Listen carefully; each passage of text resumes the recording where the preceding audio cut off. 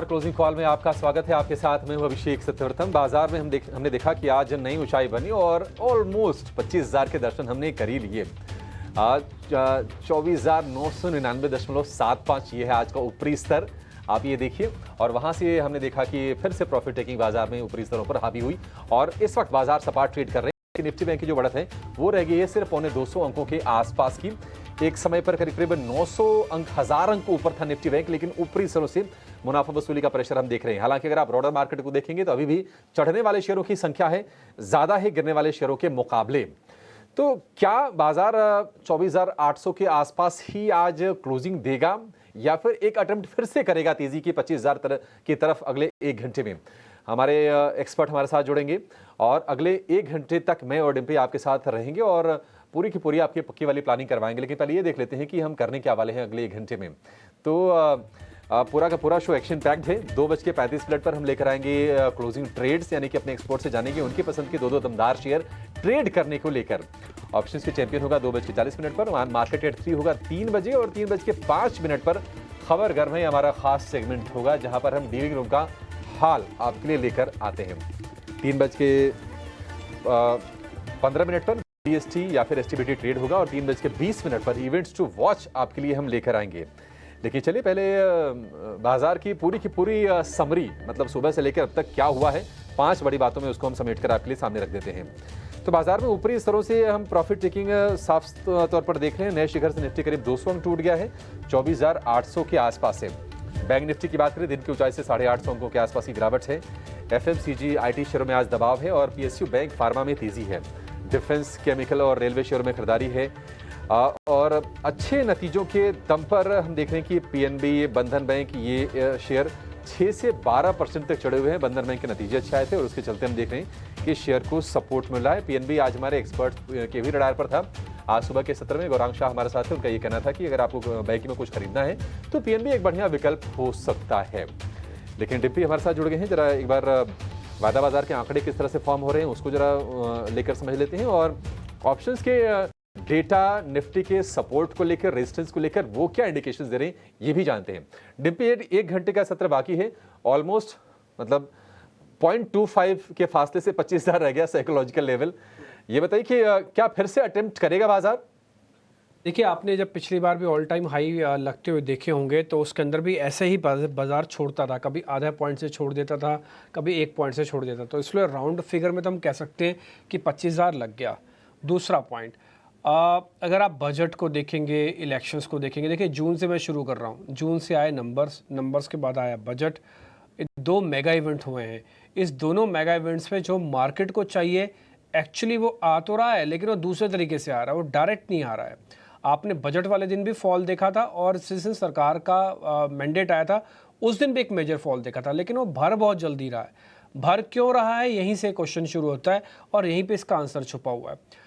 ऐसा नहीं है कि इस बार LTCG बिना एक्सपेक्टेशन के आया है और इससे पहले इंस्टीट्यूशनल ऑलरेडी पहले काफ़ी माल भरे हुए थे, उसके बावजूद भी बाजार ना केवल हिला डुला कुछ नहीं है। तो हायर एंड पे जो लिक्विडिटी बैठी है बाजार को गिरने ही नहीं दे रही है। एक घंटे के लिए भी मार्केट नीचे आ रहा है तो कंप्लीट ऊपर जा रहा है। तो एक चीज़ आप समझ लीजिएगा, ये लिक्विडिटी जो है ना, ये एक्चुअली में हॉट मनी है और एक काफ़ी तेज़ी से ऊपर और काफ़ी तेज़ी से बाजार को नीचे करने की कैपेसिटी रखती है।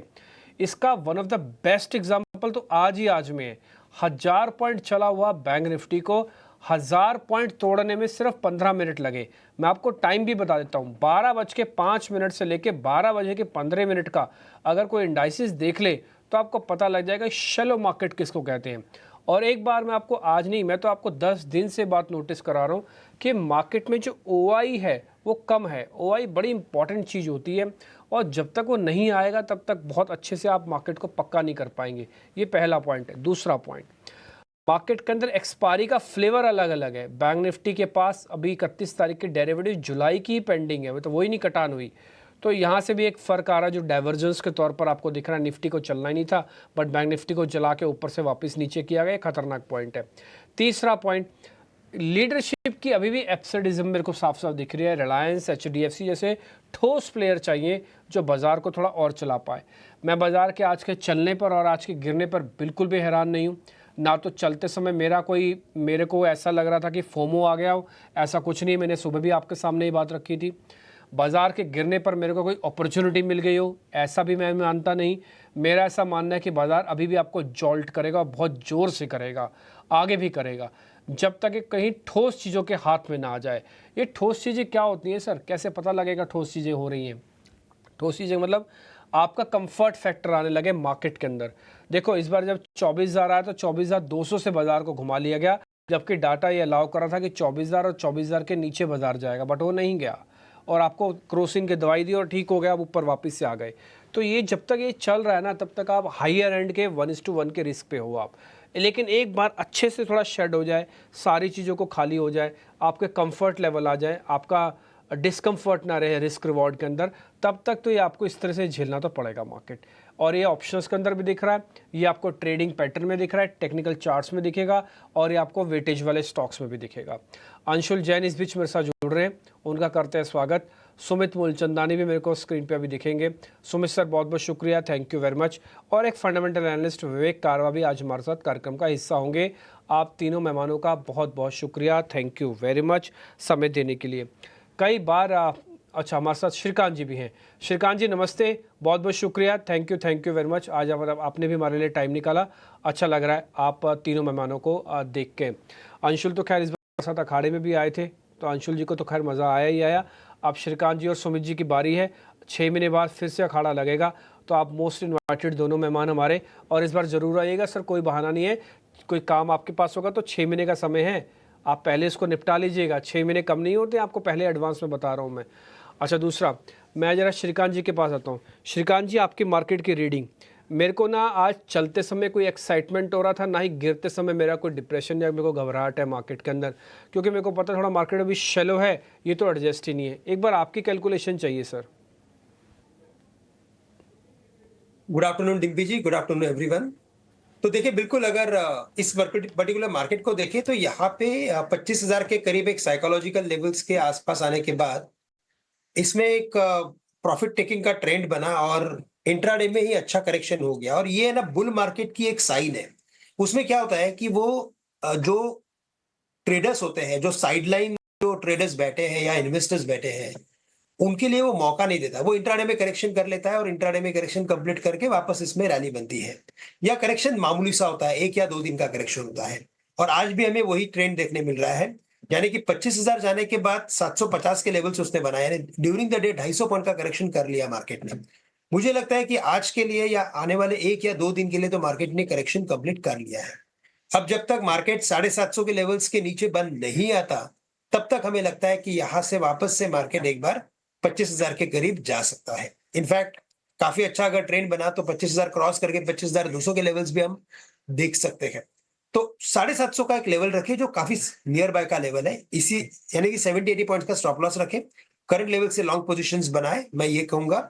और सबसे पहले मुझे लगता है कि अगर पोजीशन बनानी है तो हमें निफ्टी में ही बनानी पड़ेगी, क्योंकि यही आउट परफॉर्म कर रहा है। बैंक निफ्टी मुझे लगता है कि नो डाउट इन लेवल से काफी अच्छा रिस्क रिवॉर्ड रेशियो है, लेकिन यहाँ पे कुछ पोजिशनल व्यू रखना पड़ेगा, कुछ टाइट स्टॉप लॉसेस रखने पड़ेंगे, और स्टॉप लॉस हमें रखना पड़ेगा एट 51,000, यानी यहाँ से कम 300-400 पॉइंट का स्टॉप लॉस रखना पड़ेगा, तब जाके ये ट्रेड सेट हो सकता है। तो बैंक निफ्टी के लिए 51,000 का स्टॉप लॉस रखें, और निफ्टी के लिए मैं कहूंगा कि स्टॉप लॉस रखिए आप यहाँ से 24,750 का।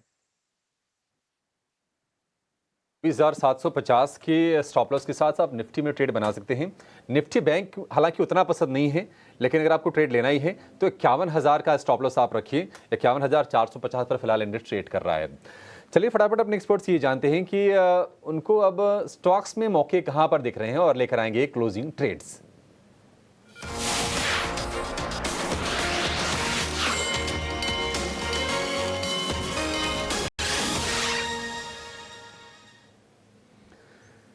क्लोजिंग ट्रेड की शुरुआत अंशुल जी आपसे करेंगे। बताइए आपके स्टॉक्स कौन से हैं? नमस्कार अक्षय जी, नमस्कार डिम्पी जी। एक सेकंड मैं लूंगा।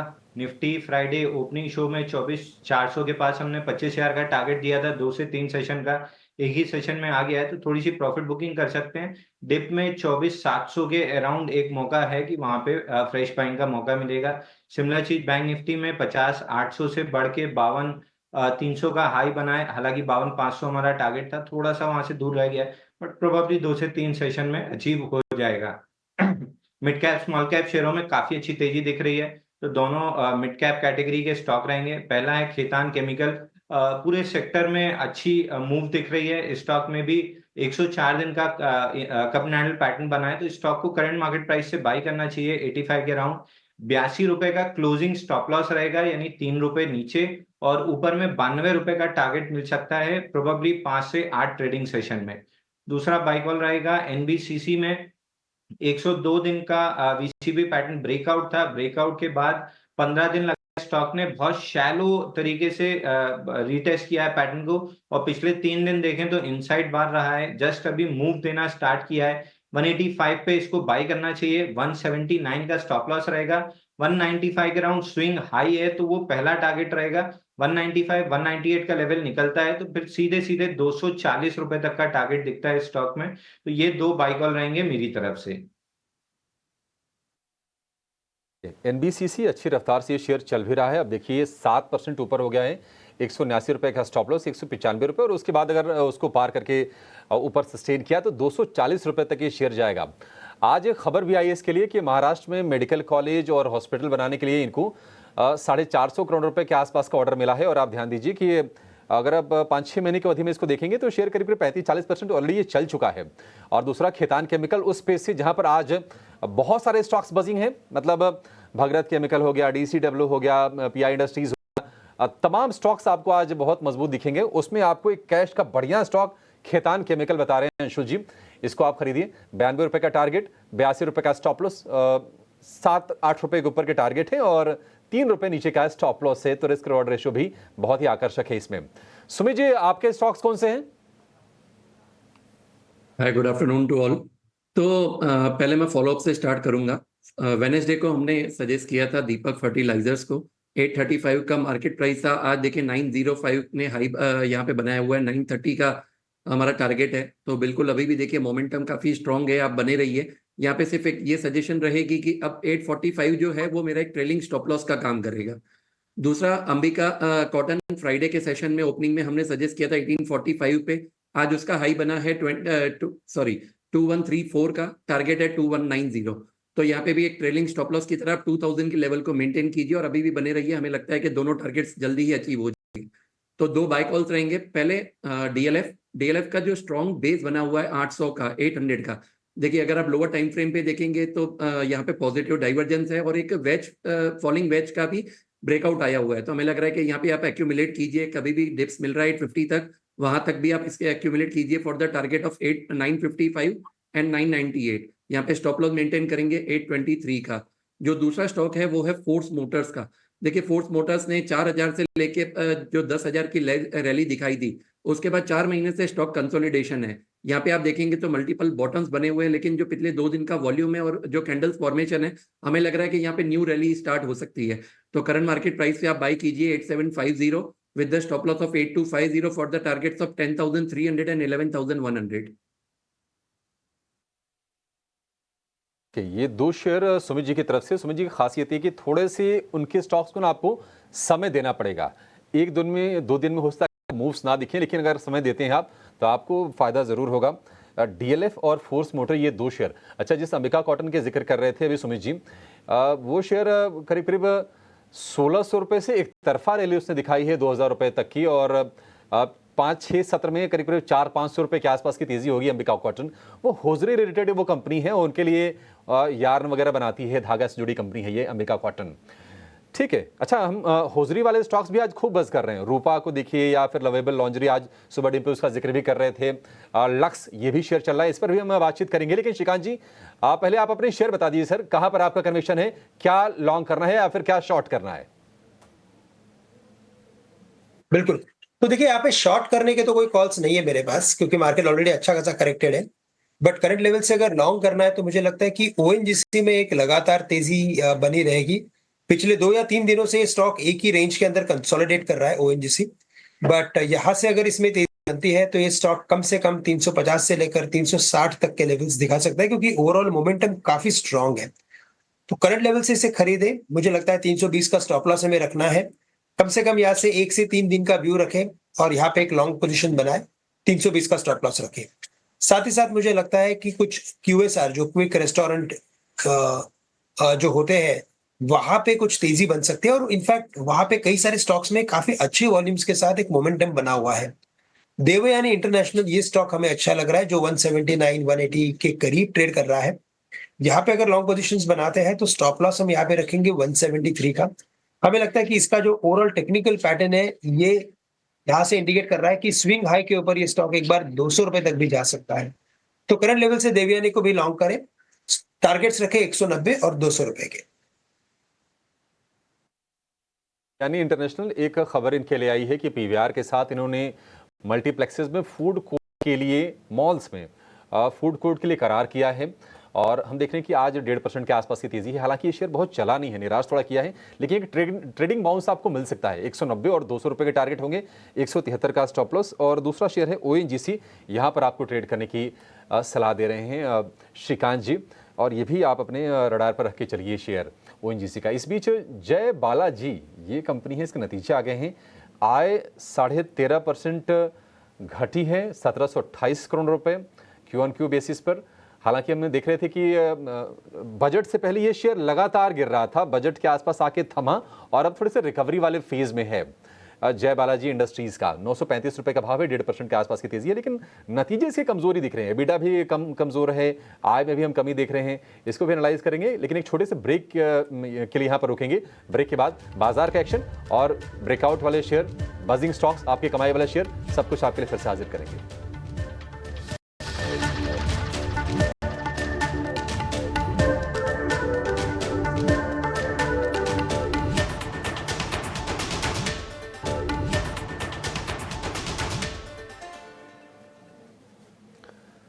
ब्रेक के बाद आपका फिर से स्वागत है। बाजार अपनी तेजी गंवाकर सपाट कारोबार कर रहा है, लेकिन आज पावर ग्रिड का शेयर भी फोकस में था और वजह ये थी कि नतीजे आए थे, नतीजे अनुमान के मुताबिक थे। स्टैंडअलोन मुनाफे की बात करें तो उस पर थोड़ा सा प्रेशर हमने देखा था, लेकिन कंपनी की आगे की योजनाएं क्या हैं, कैपेक्स किस तरह से करने जा रही कंपनी, किस तरह से विस्तार करेगी, इसको लेकर हमारे सहयोगी अनुराग शाह ने पावर ग्रिड के CMD RK त्यागी से खास बातचीत की है। आइए सुनते हैं। सर, जो केपेक्स की बात करते हैं, बहुत सारे एनालिस्ट कहते हैं कि जो केपेक्स का लक्ष्य है वो पीक पे हो गया है, अब उससे नीचे ही आएगा। तो किस तरह की स्ट्रेटजी है आप अपने ट्रांसमिशन कारोबार में इस साल के लिए लग रहा है? पावर ग्रिड के कैपेक्स अभी तो बढ़ने वाला है। पिछले साल हमारा 12,500 करोड़ का कैपेक्स था, इस साल 18,000 करोड़ का कैपेक्स है और आने वाले सालों में ये करीब 25,000 करोड़ से ज़्यादा होगा। अच्छा सर, तो ये अभी बढ़ेगा, तो ये कम नहीं होगा, बिकॉज हमें जो गवर्नमेंट ऑफ इंडिया का टारगेट है 500 गीगावाट के लिए ट्रांसमिशन लाइन बनाना है, 125 गीगावाट ग्रीन हाइड्रोजन के लिए भी ट्रांसमिशन सिस्टम डेवलप होना है। तो उसके लिए जो ट्रांसमिशन चाहिए उसके लिए हमारा कैपेक्स बढ़ेगा। तो 25,000 करोड़ आप बोल रहे हैं, ये FY 26-27 या बहुत आगे का या नेक्स्ट? नहीं, हम अभी 24-25 में है, मैं 25-26 की बात कर रहा हूँ या 26-27 की बात। यस सर, तो उसमें सर अभी इस साल का जो 18,000 करोड़ का जो है उसमें किस तरह का डाइवर्सिफिकेशन देख सकते हैं और उसमें कौन कौन से बिजनेसेस हैं जहां पर आप विस्तार की सोचेंगे, जिससे हमारे दर्शकों को पता चल सके कि ट्रांसमिशन के अलावा पावर ग्रिड जो है इन बाकी कारोबारों में भी विस्तार कर रहा है? पावर ग्रिड जैसे आप जानते हैं ट्रांसमिशन लाइन बनाने की कंपनी है और इसके अलावा हम सोलर जनरेशन में भी नागदा में एक प्लांट लगा रहे हैं और स्मार्ट मीटरिंग में हम गुजरात में, उत्तर गुजरात और मध्य गुजरात के लिए कस्टमर्स के लिए स्मार्ट मीटर्स लगा रहे हैं। 69 लाख मीटर्स हम लगाने का हमारा लक्ष्य है और इसके अलावा डाटा सेंटर में हम काम कर रहे हैं। तो डाटा सेंटर सर कहाँ पे अभी तक शुरू हो चुका है और कौन कौन से एरियाज हैं जहां पर आपने डाटा सेंटर को चयन किया और मेन फोकस क्या रहेगा? डाटा सेंटर हमारा जो मेट्रो सिटीज़ हैं वहीं पे हम डाटा सेंटर, जैसे दिल्ली है, गुड़गांव है। गुड़गांव में हम एक बना रहे हैं मानेसर में, 1000 रैक का डाटा सेंटर है जो इस साल के एंड तक FY 25 तक ये पूरा हो जाएगा। इसके अलावा हम हैदराबाद, चेन्नई और बेंगलोर वगैरह में भी डाटा सेंटर के लगाने के प्रोसेस में हैं। सर, सेमीकंडक्टर कारोबार में भी अगर उतरने का प्लान रहेगा? सेमीकंडक्टर में नहीं, हमारा अभी कोई प्लान नहीं है सेमीकंडक्टर में, बट हम इन्हीं एरिया में अभी काम कर रहे हैं। हमसे बात करने के लिए बहुत बहुत शुक्रिया sir. Thank you so much, pleasure talking to you. Thank you.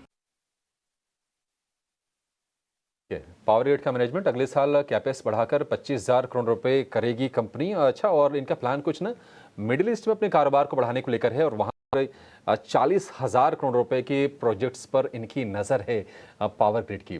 344 रुपए का हालांकि शेयर का भाव है। चला बहुत अच्छे से, एक समय था कि 100 रुपए पर ब्रेक लिया, फिर 200 रुपए को पार किया, फिर 300 रुपए को पार करके वहां पर बेस बना के उसके ऊपर ये शेयर टिका हुआ है लगातार मजबूती के साथ पावर ग्रिड। इस बीच कंसाई नेरोलैक के नंबर आ गए हैं। एबिडा करीब करीब 0.5% के आसपास की हमने कमी देखी है। हालांकि नंबर आने के बाद हम देख रहे हैं कंसाई नेरोलैक में थोड़ी सी तेजी बढ़ी है शेयर में। 280 रुपए के आसपास का भाव है कंसाई नेरोलैक का। मार्जिन थोड़ा सा इंप्रूव किया है, मतलब सपाट ही कहेंगे, 15.5 के आसपास है और आय में 1% के आसपास की गिरावट है। कंसाई नेरोलैक 2% के आसपास की तेजी है शेयर में, 280 रुपए का भाव है। एक छोटे से ब्रेक ले रुकेंगे और ब्रेक के बाद श्रीकांत जी आपके पास लौटेंगे। आप जरा चार्ट इसका एनालाइज करके रख लीजिए। ब्रेक के बाद आपके पास आएंगे और जानेंगे करना क्या है कंसाई नेरोलैक में।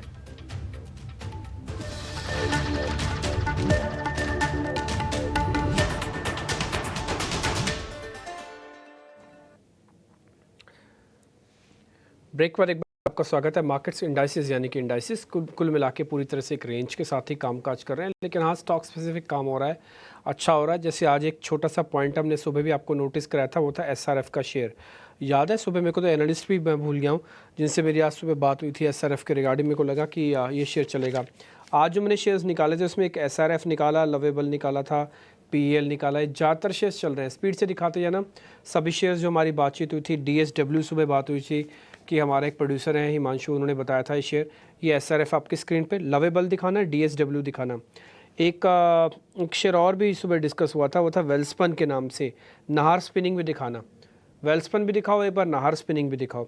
और ये सारे शेयर्स ना, एक चीज़ आप और ध्यान से देख रहे हैं, इनमें कोई भी मेजर गैप नहीं है, ये आराम से सब खुले और खुलने के बाद ऑलमोस्ट अभी डेज हाई पे ही हैं। अच्छा, इसके अलावा एक शेयर और दिखाना, नाहर स्पिनिंग पे बस इतने ही शेयर थे, ठीक है। एक थायरो केयर और दिखाना, थायरो केयर वो छूट गया, थायरो केयर भी दिखाइए, स्पीड से दिखाओ। THY लिखोगे आ जाएगा अपने आप प्रोड्यूसर साहब, THYRO लिखो आ जाएगा थायरो के नाम से। थायरो केयर भी ऑलमोस्ट हरे निशान में। अभी तक तो सब कुछ ठीक ही चल रहा है। इसी तरह के कुछ एक शेयर हम आपको निकाल के दिखाते हैं, रोज़ बताते हैं। एक होता माँ की PPL भी दिखाना है, ये शेयर भी मैंने आपको बताया था सुबह, FMCG के रिगार्डिंग था। होता माँ की PPL HUHTA के नाम से डालेंगे प्रोड्यूसर साहब आ जाएगा, HUHTA, ये रहा होता माँ की, ठीक है। थोड़ा सा नीचे आया बट अभी भी स्टिल हरे निशान में ही है, ठीक है। तो एक कुछ शेयर का अपडेट भी मेरे को देना था, वो मैंने दे दिया। विवेक कारवा भी मेरे को स्क्रीन पे दिख रहे हैं। विवेक सर नमस्ते, आवाज़ आ रही है सर आपको? जी एकदम क्लियर आ रही है, दूर दूर तक आती है आपकी आवाज। विवेक जी क्लियर हाँ जी आ रही है, एकदम क्लियर है, done sir, great sir. Sir chemicals वाले शेयर पे जरा अपनी रीडिंग बताइए आज। Tata chemicals, yes, Tata chemicals और एसआरएफ कल आज बढ़िया चले हैं, दोनों के पास 2-2% तक का गेन है। मैं फ्रंटलाइन केमिकल्स की बात बोल रहा हूँ, छोटे पे तो मैं भी जा ही नहीं रहा सर। ये थोड़ा हम मान के चलें कि कॉन्टिन्यूटी इफेक्ट आएगा इसमें, थोड़ा और चलेंगे। वैल्यूएशन ठीक है, कंपनी साफ सुथरी है, आपको दिख रहा है सर। टाटा केमिकल और एसआरएफ अगर आप ट्रैक करते हैं तो देखिए मुझे लगता है कि आप अगर पूरा स्पेस ही देखो ना केमिकल, आपको दिखेगा कि यहाँ से एक रिकवरी बहुत टाइम से पेंडिंग थी और इसके लिए यहाँ पे सब में आपको रिकवरी देखने को मिलेगी। इनफैक्ट जो छोटी मोटी केमिकल कंपनीज है वो भी कुछ आज अपर सर्किट्स में चल रही है। तो मुझे लगता है कि जो साफ सुथरी है, लार्ज कैप कंपनीज है स्पेस में। और कभी भी क्या होता है कि जो साइकिल होता है, एक डाउन ट्रेंड के बाद जब अप साइकिल आता है, पहले लार्ज कैप चलती है उस सेक्टर की। तो केमिकल में आप अगर देखो तो बहुत बड़ी लार्ज कैप कंपनीज नहीं है, लेकिन हाँ लार्ज कैप कंपनीज उस स्पेस की चलेगी। तो मुझे लगता है कि ये जितनी भी कंपनीज आप बोल रहे हो ये सारी की सारी चलनी चाहिए, पहली चीज। और जो केमिकल स्पेस एज सच है वो पिछले 3-4 साल से अंडर परफॉर्मेंस दिखा रहा था और यहाँ पे एक रिकवरी बहुत टाइम से पेंडिंग है। तो मुझे लगता है कि केमिकल्स एक वॉच आउट सेक्टर रहेगा और आपको यहाँ पे नजर बना के रखनी चाहिए।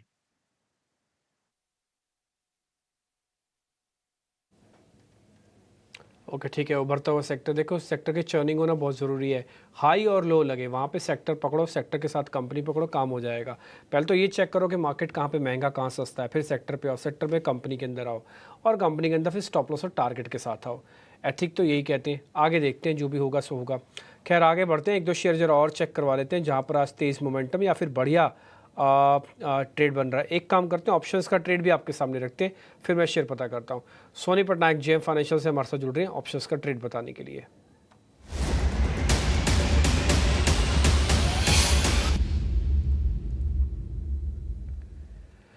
सोनी नमस्ते, बताइए कौन सा ऑप्शंस का ट्रेड आपने ढूंढा है? जी गुड आफ्टरनून डिम्पी जी। देखिए यहाँ पे हम रेकमेंड करना चाहते हैं निफ्टी में 24,500 पुट ऑप्शन। तो आज का जो हम देख रहे हैं एक हाई बनाया है, करीबन 25,000 को टेस्ट किया है। वहां पे हम देख सकते हैं कि बहुत अग्रेसिव ओपन इंटरेस्ट की एडिशन हो रही है। 3.5 लाख के open interest, overall total open interest हो गया है उसी स्ट्राइक में। सो रेजिस्टेंस काफी स्ट्रॉन्ग है एंड ऑल्सो थोड़ा सा मार्केट यहाँ पे काफी ओवर हीटेड है। सो एक प्रॉफिट बुकिंग का एक व्यू बन रहा है, बट वो प्रॉफिट बुकिंग एक कंडीशनल लेवल के नीचे ही कंफर्म कर सकता है। अगर 24,800 के नीचे क्लोज देता है तो यहाँ पे आपका पहला स्टेप रहेगा जहाँ पे प्रॉफिट बुकिंग का वो एक एक इंडिकेशन दे रहा है। तो उसी कंडीशन को लगाते हुए 24,500 पुट ऑप्शन आपको खरीदना है। बाई करने का रेंज है 28 से 30 रुपए के बीच में, 28 से 30 के बीच में आप बाई कर सकते हैं। स्टॉप लॉस यहाँ पे 3 रुपए का लगाइए और टारगेट आपका रहेगा 57, पहला टारगेट यहाँ पे रहेगा 85। ये इसी व्यू में लिया गया है कि अगर मार्केट यहाँ से थोड़ा सा भी प्रॉफिट बुकिंग नजर आता है, बिकॉज 25,000 का काफी स्ट्रॉन्ग रेजिस्टेंस है, और अगर 24,800 के नीचे क्लोज देता है तो आपको वो टुवर्ड्स 24,600, 24,500 के लेवल्स को टेस्ट करते हुए नजर आएगा। सो प्रॉफिट बुकिंग वहां पे बन सकती है। इसलिए यहाँ पे कंडीशनल बाय है कि 24,800 के नीचे आप इसको करना है, और ये आज हमारा ऑफिशियल रिकमेंडेशन भी है जेएम में।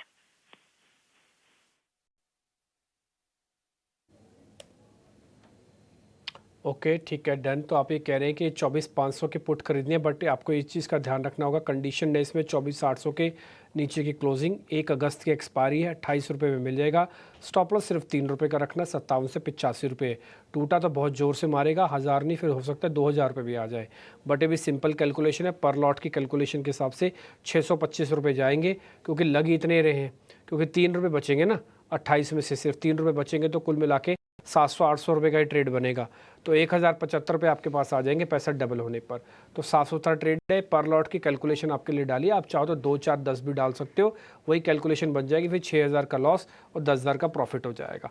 ठीक है, ऑप्शंस का ट्रेड है, बट पुट के जरिए बड़ी हैरानी की बात है।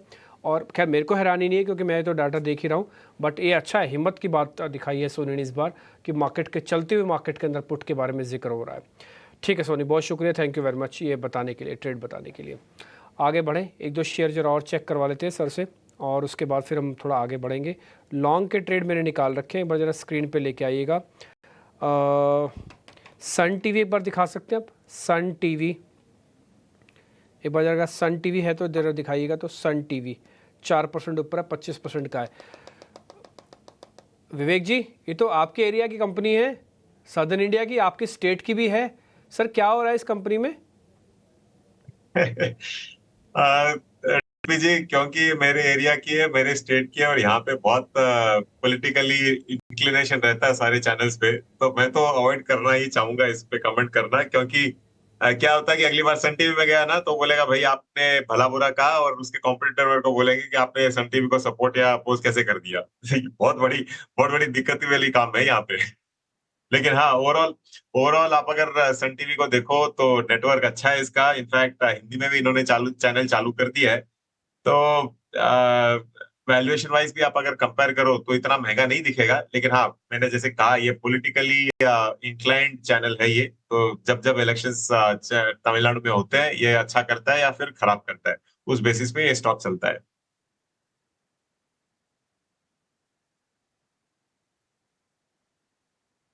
एक काम करते हैं, कोई बात नहीं सर, मैं आपकी मजबूरी समझ सकता हूँ, स्टेट के अंदर कई बार थोड़ा ये पॉइंट नोटिस होते हैं। तो एक काम करते हैं, एक टेक्निकल व्यू और लेते हैं, फिर हम गौरव के पास चलेंगे, ताकि मार्केट सेट 3 के कंप्लीशन आपके पास ले आए। एक बार अंशुल जी जरा चेक करना सन टीवी। डिम्पी जी, सन टीवी में 109 दिन का बेस ब्रेकआउट आया था 722, जिसका टारगेट लगभग 890 रुपए था, और डेली चार्ट पे भी अब एक्सटेंडेड लग रहा है, तो यहाँ से फ्रेश बाइंग की सलाह नहीं है। जिसके पास है वो होल्ड कर सकता है, 890 के राउंड प्रॉफिट बुकिंग कर लेना चाहिए, वहां पे टारगेट अचीव हो जाएंगे।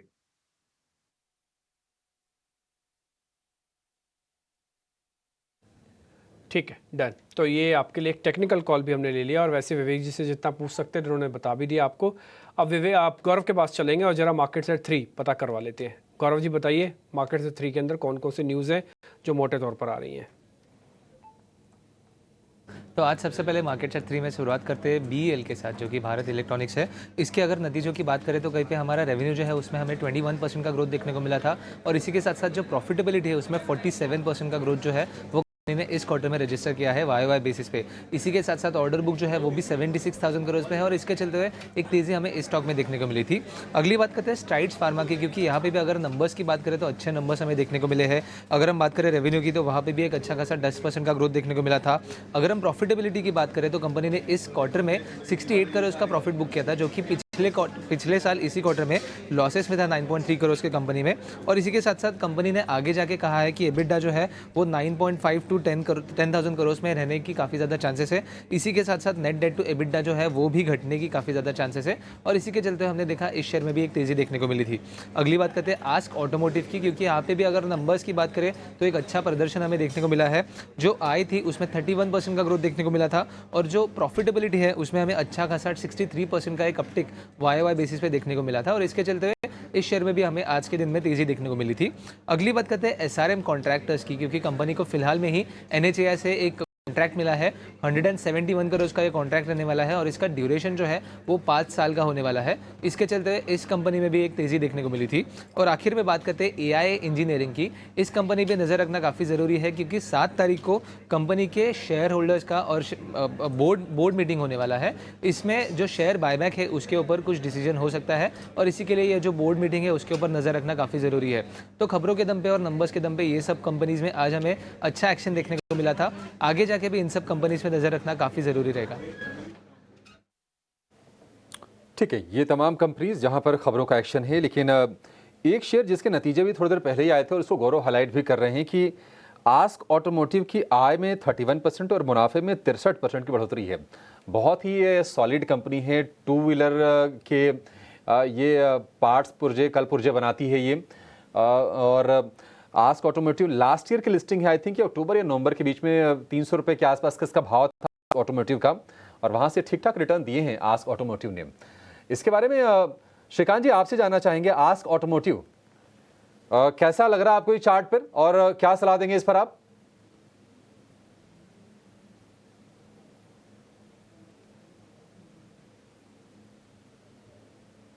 श्रीकांत जी अनम्यूट कीजिए। हाँ बिल्कुल बिल्कुल। तो देखिए वैसे आस्क ऑटोमोटिव में भी अगर इसके टेक्निकल पैटर्न को देखें तो वैसे हिस्ट्री अगर इसकी देखा जाए तो 1-1.5 साल की हिस्ट्री है, लेकिन जो इसके ओवरऑल वॉल्यूम बेस्ड पैटर्न अगर आप देखें और वहां पे अगर आप कुछ एवरेजेस अगर सेट कर सकते हैं तो एक बात समझ में आती है कि जैसे ये स्विंग हाई क्रॉस करता है उसके बाद इसमें बड़ी तेजी बनती है। इस बार भी अगर आप देखें तो इसने रिजल्ट के दौरान अपने प्रीवियस स्विंग हाई को क्रॉस किया 406-410 को और इसमें बड़ी तेजी बनी। मुझे लगता है कि इसका ये ट्रेंड जारी रहेगा क्योंकि वॉल्यूम बेस्ड रिकवरी है, तो एवरेजेस काफी स्ट्रॉन्ग शेप में कंसिस्टेंटली ऊपर जा रहा है। लगता है कि स्टॉक कम से कम 475 से लेकर 500 के भी लेवल्स दिखा सकता है। तो यहाँ पे अगर पोजिशनल व्यू है, अगर इन्वेस्टमेंट्स अगर आपके पास है तो मैं कहूंगा कि आप इसे होल्ड करके रखें। अगर यहाँ पे ट्रेडिंग कॉल लेना है तो स्टॉप लॉस थोड़ा बड़ा रखना पड़ेगा, 390 का स्टॉप लॉस रखें क्योंकि स्टॉक हाल ही में चला हुआ है। करेक्शन आए तो फिर आप आपके ट्रेड को मैनेज कर सकते हो। साथ ही साथ क्या होता है, बड़ा स्टॉप लॉस देने से आपकी क्वांटिटी भी कम हो जाती है, तो ये ट्रेड कंट्रोल में आ जाता है। हमें लगता है कि बिल्कुल यहाँ पे पोजिशनल व्यू के साथ लॉन्ग करें। 475 से लेकर 500 के टारगेट्स नजर आते हैं। 475 से 500 रुपए तक के टारगेट आस्क ऑटोमोटिव के लिए। एक और सेगमेंट है स्पिनिंग का और होजरी का। ये दोनों के दोनों सेक्टर आज बज़ कर रहे हैं। अगर हम होजरी स्टॉक्स की बात करें तो आप वीआईपी देखिए, वहाँ पर आपको बड़ी तेज़ी दिखी। रूपा देखिए, रूपा में बड़ी तेज़ी है। टीटी लिमिटेड में अच्छी तेज़ी है। लक्स का शेयर चल रहा है। ये तमाम शेयर आज मजबूती के साथ ट्रेड कर रहे हैं और स्पिनिंग वाले शेयर भी चल रहे हैं। विवेक जी आप ये बताइए कि अच्छा खबर तो आई थी कि नहीं कॉटन के जो प्राइसेस है वो मल्टी ईयर लोज पर चले गए हैं, करीब करीब 3.5 साल के निचले स्तर पर भाव हैं। क्या उसी से सपोर्ट मिल रहा है या फिर कहीं डिमांड भी आपको लगता है कि फेवरेबल है और ये प्राइसेस सस्टेन कर जाएंगे स्टॉक प्राइसेस में हम तेजी देख रहे हैं? अभिषेक, दो चीजें हैं। पहली तो जो होजरी सेगमेंट है ये कई सालों से अंडर परफॉर्म कर रहा था। इनफैक्ट आप जो टॉप कंपनीज है स्पेस में, रूपा, लक्स, इनका अगर आप चार्ट देख लो आपको दिखेगा कि काफी अंडर परफॉर्मेंस हुआ था और बहुत बड़ी करेक्शन आई थी सब स्टॉक्स में।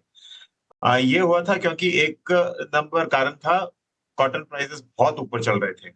अब लकीली कॉटन प्राइसेस नीचे आए हैं, पहली चीज। और दूसरी चीज जो आजकल लोग ब्रांडेड होजरीज के तरफ ज्यादा घूम रहे हैं। मतलब आप अगर कोई भी शहर में देख लो आपको दिखेगा कि होजरी आइटम्स आपको फुटपाथ पे भी दिखेंगे।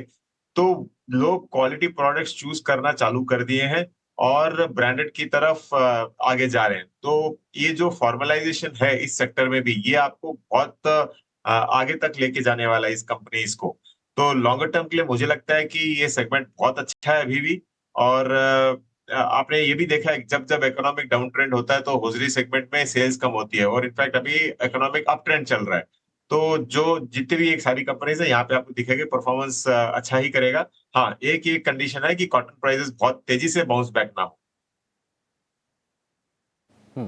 कोई शेयर आप इसमें से एक बताएंगे विवेक जी? कोई एक शेयर अगर चुनना हो तो कौन सा बेहतर है? देखिए, अब आप स्टॉक स्पेसिफिक पूछ रहे हो, फिर भी मुझे लगता है कि आप अगर इस स्पेस में देखो तो लक्स बहुत इंटरेस्टिंग है। इसका अगर आप मार्केट शेयर देखो जाके, तो मेरे हिसाब से आपको मतलब जो जॉकी है उसके में lux number one recalled brand है मार्केट। 6-6.5 हजार करोड़ रुपए के आसपास का मार्केट कैप भी है लक्स का। तो इस पर आप थोड़ा भरोसा कर सकते हैं। बाकी तो ये छोटे साइज की कंपनी है, टीटी तो बहुत ही छोटे साइज की कंपनी, 250 करोड़ रुपए के आसपास का मार्केट कैप होगा, लेकिन गर्मी है स्पेस में। अच्छा, अडानी टोटल के नंबर आ गए हैं। कुल वॉल्यूम में 17% की बढ़ोतरी हुई है, ईयर ऑन ईयर के ये आंकड़े हैं। अडानी टोटल गैस शेयर में हम देख रहे हैं कि करीब करीब आधे % के आसपास की बढ़त पर फिलहाल ये कारोबार करता हुआ दिख रहा है। बाकी आंकड़ों का भी इंतजार होगा कि अच्छा प्रॉफिट के नंबर कैसे आते हैं, आय के नंबर कैसे आते हैं, लेकिन नतीजे जो ही आए हैं उसके बाद से शेयर थोड़ा सा ऊपर इस तरह से स्लिप किया है।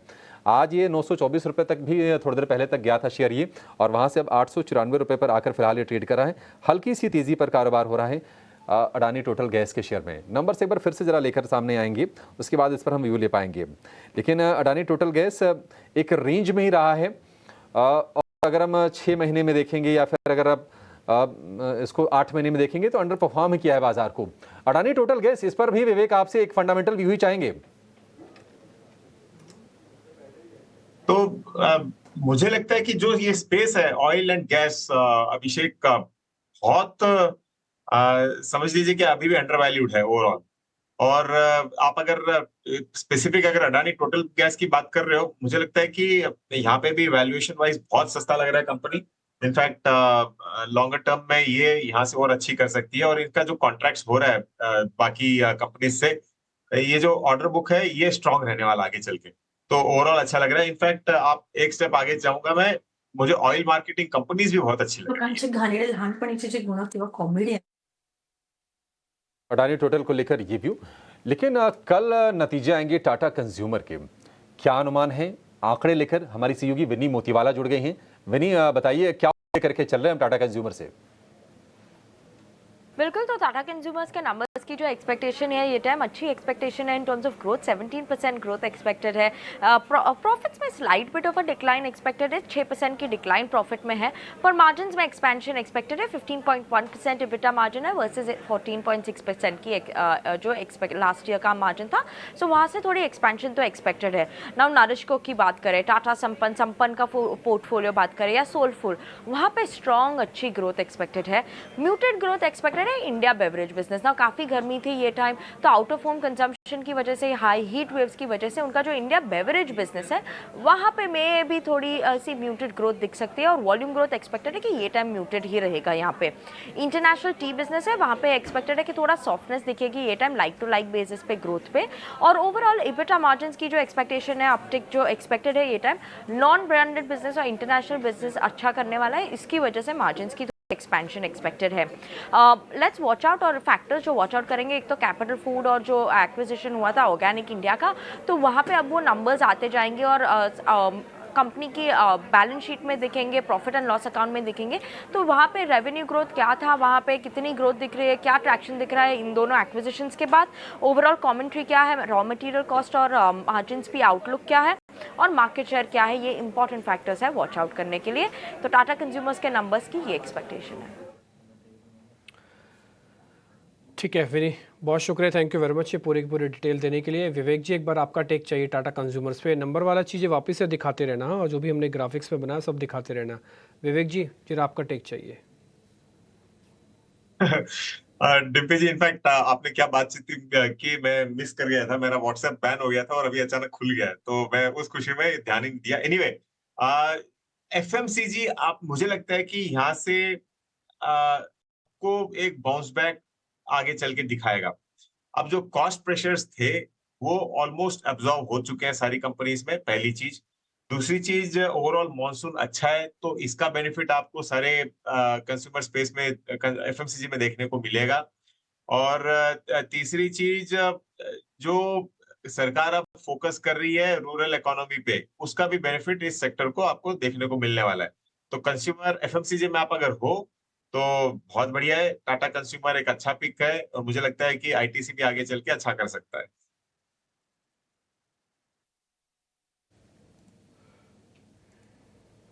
ठीक है सर, डन। वैसे नंबर्स हमने दिखा दिए, मार्जिन्स वगैरह बढ़ते हुए आ रहे हैं एक बार, और ये उम्मीद करते हैं कि नंबर्स थोड़े ठीक ही रहेंगे। शेयर ने कुछ खास नहीं किया, 2-3 दिन पहले चल रहा था, आज थोड़ा वीक है। ऐसा कुछ मेरे को एक्साइटमेंट है ऐसा कुछ शेयर के अंदर नहीं दिख रही है, फ्रैंकली स्पीकिंग। आगे देखते हैं, फिर भी लेट्स सी क्या होता है। एक दो चीज़ें ज़रा और समझ लेते हैं। आज मार्केट के अंदर मोमेंटम देखने को मिल रहा है। डीएलएफ है, अच्छा बंद हो रहा है, बट वॉल्यूम ने, इसलिए पूछ नहीं रहा मैं। 3-3.5% अशोक लीलैंड है, एक बार जरा ये दिखाना अशोक लीलैंड को, ये 4% ऊपर आया है। एक बार श्रीकांत सर, एक बार आप चेक करना अशोक लीलैंड।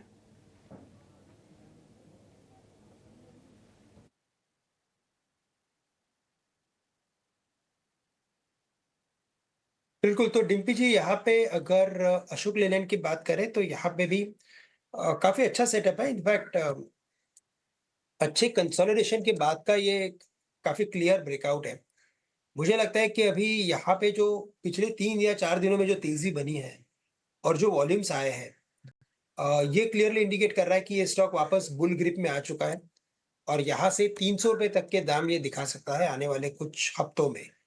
थोड़ा सा वक्त लगेगा, लेकिन ये स्टॉक हमें लगता है कि काफी स्ट्रॉन्ग अप ट्रेंड में है, काफी स्ट्रॉन्ग मोमेंटम में आ चुका है, और यहाँ से कोई भी करेक्शन आए तो उसमें पोजिशंस बनाए। करंट लेवल से वैसे स्टॉप लॉस से दूर है, लेकिन अगर स्टॉप लॉस रखना ही है यहाँ पे तो हमें स्टॉप लॉस रखना पड़ेगा एट 245, जहां पे इसका ब्रेकआउट हुआ था। तो 245 का स्टॉप लॉस रखें, पोजिशनल व्यू से लॉन्ग करें। मिनिमम टारगेट जो रहेंगे वो 280 के रहेंगे, मैक्सिमम टारगेट 300 रुपए के होने चाहिए। ठीक है, 300 रुपए तक के टारगेट अशोक लेलैंड के लिए। 256 रुपए का फिलहाल भाव है, 4% की तेजी आज भी हमें दिख रही है। अच्छा, ऑटो स्पेस की बात करें तो ऑटो स्पेस में जय भारत मारुति के बारे में आपसे अंशुल जी राय जानना चाहेंगे। आप देखिए करीब करीब 10% ऊपर ये शेयर है, कितना चलेगा अभी और शेयर ये? देखिए, लगभग एक साइडवेज रेंज में फंसा हुआ और वहां से चलना स्टार्ट किया है। यहाँ से स्टॉक में मोमेंटम आना स्टार्ट हुआ है, तो थोड़ा सा यहाँ पे मोमेंटम बना रहेगा, और मोस्ट लाइकली ये मोमेंटम अपने स्विंग हाई 141 को टेस्ट करने जा रहा है। 141 पे ये ब्रेकआउट अगर देता है स्टॉक, तो फिर इस स्टॉक में 190 रुपए तक की अपसाइड बनेगी। 1300 करोड़ का मार्केट कैप है, 236 करोड़ का फ्री फ्लोट है, तो 30-40% चलना स्टॉक के लिए बड़ी बात नहीं है। लेकिन 140-142 ये रेंज में जनवरी फरवरी में जो हाई बने थे वो मेजर रेजिस्टेंस का काम करेंगे, तो वहां पे first round of profit booking करनी चाहिए। अगर उसके ऊपर निकल जाता है तो फिर फ्रेश बाइंग बनेगी 190 के टारगेट के साथ। ठीक है, जय भारत मारुति को लेकर ये व्यू। विवेक जी, फुटवेयर स्टॉक में लिबर्टी शूज जरा आप चेक कीजिए, क्योंकि बजट वाले दिन इसका भाव था 414, अब भाव है 514। मतलब कि इतने ही टाइम में 100 रुपये शेयर चल गया लिबर्टी शूज का। कितना चलेगा सर, और क्यों चल रहा है, कोई अंदाजा आपको? देखिए अभिषेक, मैं फिर भी अवॉइड करना चाहूंगा ऐसी कंपनीज को जहां पे आपको मार्केट शेयर बहुत कम मिले। कंपनी बहुत ही छोटी है, इनफैक्ट 900 करोड़ का इसका मार्केट कैप है, लेकिन ओवरऑल मार्केट शेयर भी आप अगर देख ले तो जो आपने थोड़ी देर पहले हुजरीज के बारे में बात की थी, फुटवेयर में भी यही ट्रेंड चालू है कि आपको पूरा फॉर्मलाइजेशन हो रहा है और लोग ब्रांडेड स्टफ के पीछे जा रहे हैं। तो ऐसे डिस्क्लोजर बाटा है मेरे पास और मुझे लगता है कि बाटा जो लिस्टेड स्पेस में है मुझे सबसे बढ़िया आज भी लग रहा है। तो ये बहुत महंगा लगता है लिबर्टी, और जैसे मैंने कहा मार्केट शेयर भी आप अगर ओवरऑल कंपनी का प्रेजेंस देख लो, आपको अगर 100 बाटा के शोरूम मिल जाएंगे तो आपको 10 लिबर्टी के नहीं मिलेंगे, तो अवॉइड करने की सलाह रहेगी। ठीक है, अवॉइड करिए लिबर्टी इश्यूज को, बाटा बेहतर है मार्केट कैप के लिहाज से भी और ट्रेडर्स का फेवरेट भी है बाटा।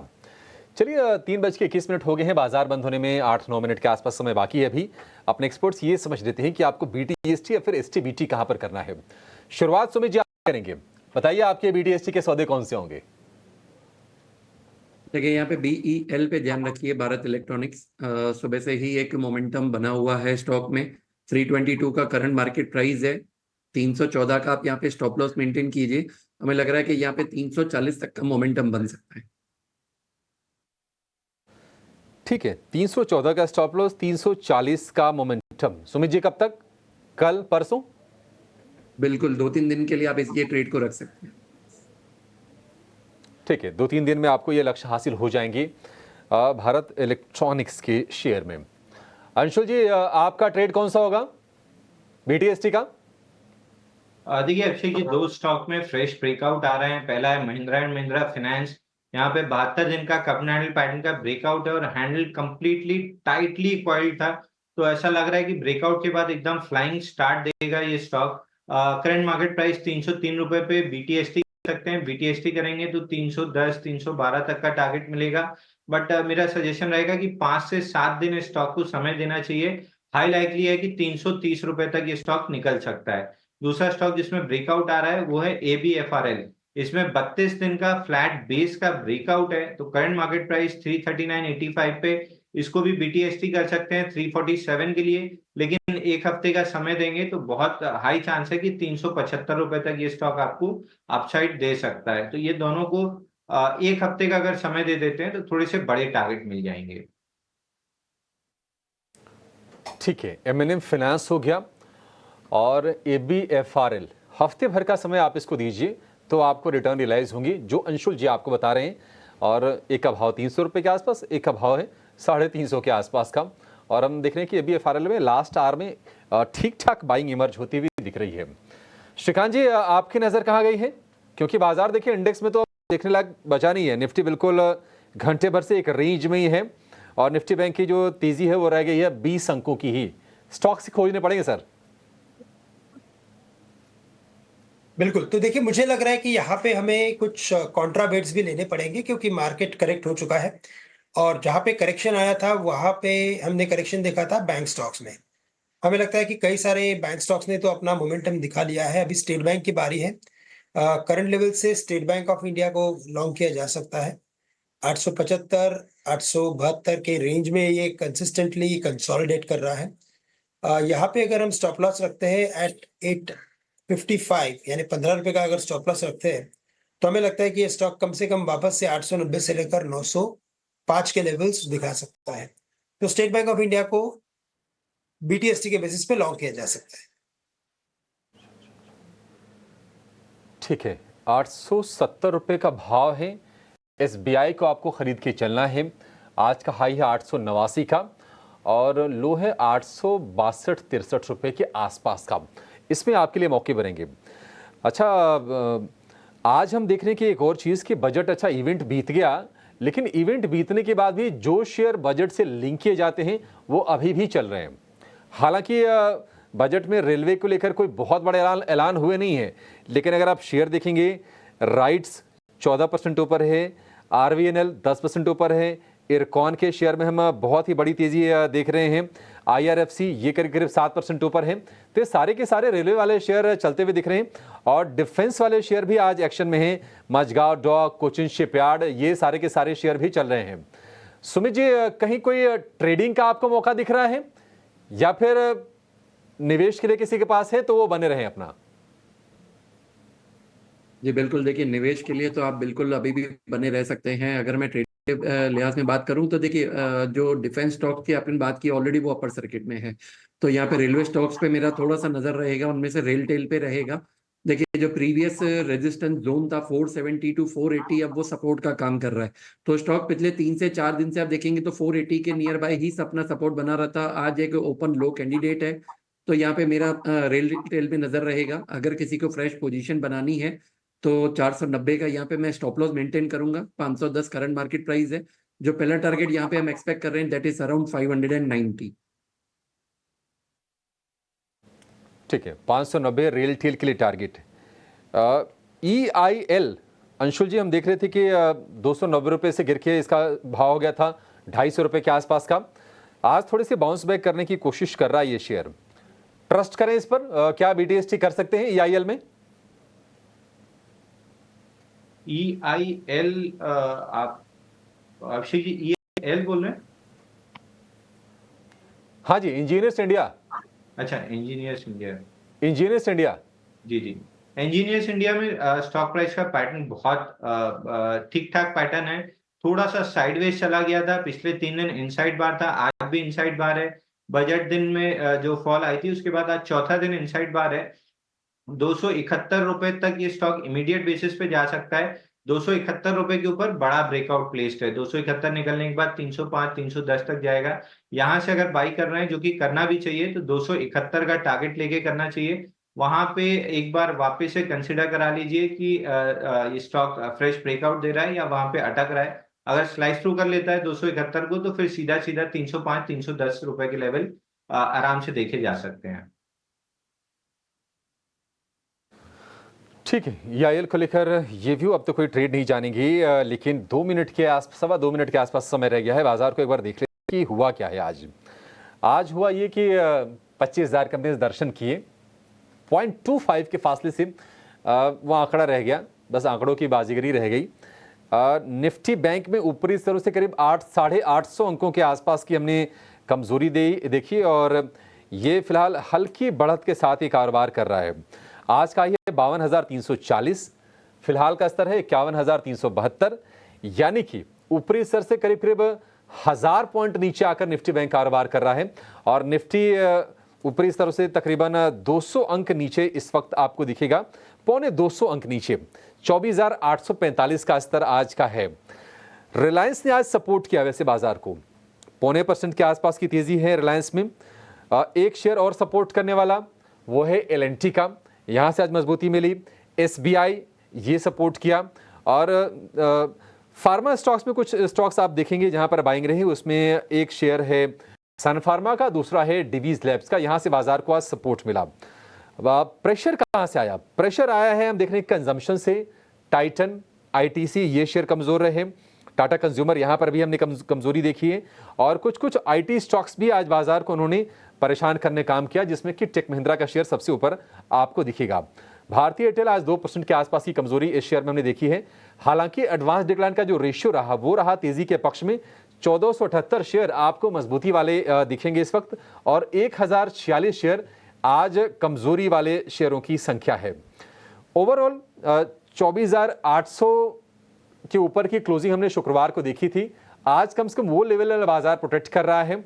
प्रॉफिट टेकिंग हम इसमें कोई खास नहीं कहेंगे, क्योंकि इंट्राडे के जो गेन्स थे बाजार ने उसको ही गंवाए हैं। निफ्टी बैंक जरूर 52,000 के ऊपर निकला था, लेकिन ऊपरी स्तरों से नीचे आकर ये कारोबार कर रहा है। तो ये कुछ गिरने वाले शेयर और बढ़ने वाले शेयर हैं। आज की थीम्स में जो शेयर चले हैं उसको भी नोटिस करवाते हैं। रेलवे खूब चले, डिफेंस वाले शेयर बहुत अच्छे चले। डिफेंस में आप देखिए मझगांव डॉक, कोचिन शिपयार्ड ये चले। रेलवे में सारे शेयर चल रहे थे, RailTel, Jupiter Wagons, RITES, IRFC, IRCON, ये सारे के सारे शेयर आपको चलते हुए दिखाई दिए। और इसके अलावा एक थीम और था होजरी वाला, वहाँ पर रूपा, लक्स, ये लवेबल लॉन्ड्री, ये कुछ शेयर्स हैं जहाँ पर आज चलते हुए दिखाई दिए हैं। लेकिन आज का दिन हम कहेंगे कि रहा वो है मिड कैप सरकारी बैंकों के नाम में। बंधन बैंक प्राइवेट स्पेस में ये चला, 13% नतीजे इसके अच्छे आए थे। इसके अलावा हम देख रहे हैं कि PNB में बहुत अच्छी तेजी रही। PNB के साथ साथ अगर हम बात करें तो Karnataka bank, bank of India, Jammu Kashmir bank, ये कुछ शेयर्स रहे जहां पर अच्छी तेजी रही। और इसके अलावा केमिकल स्पेस में आज अच्छी रौनक रही। DCW थोड़े छोटे साइज की कंपनी लेकिन वहां पर बड़े मूव्स रहे। इसके अलावा अगर हम वायदा के शेयरों की बात कर लें तो PI इंडस्ट्रीज यहां पर अच्छी तेजी रही। अतुल लिमिटेड ये शेयर आज खूब चला है। तो चलिए फाइनली हम देख रहे हैं कि निफ्टी भी हर निशान में क्लोज देके जा रहा है। 24,842 का यह स्तर है, 7 अंकों की तेजी और निफ्टी बैंक करीब 100 अंक ऊपर आज ये जाकर बंद हुआ है। नतीजों का जोर रहेगा, नतीजों पर ही बाजार रिएक्ट करेंगे, लेकिन कहीं न कहीं नजर रहेगी 31 जुलाई को US फेड की बैठक है। दरों में कटौती हो चाहे ना हो, लेकिन दरों में कटौती को लेकर कमेंट्री क्या होती है, क्या संकेत देता है US फेड, ये बड़ा इंपॉर्टेंट रहने वाला है। और US मार्केट की चाल कहीं न कहीं भारतीय बाजारों के लिए क्रूशियल हो जाती है, उसको कहीं न कहीं फॉलो करते हुए दिख सकते हैं भारतीय बाजार। क्योंकि कल हमने देखा था डाउ में अच्छी तेजी थी, तो आज वहां से क्यों लेते हुए भारतीय बाजारों ने भी शुरुआत तो ठीक ठाक ही की थी। चलिए इसी के साथ इस शो को यहाँ पर समाप्त करेंगे। अंशुल जी, सुमित जी और श्रीकांत जी, आप तीनों का बहुत शुक्रिया समय देने के लिए। लेकिन जाने से पहले डिस्क्लोजर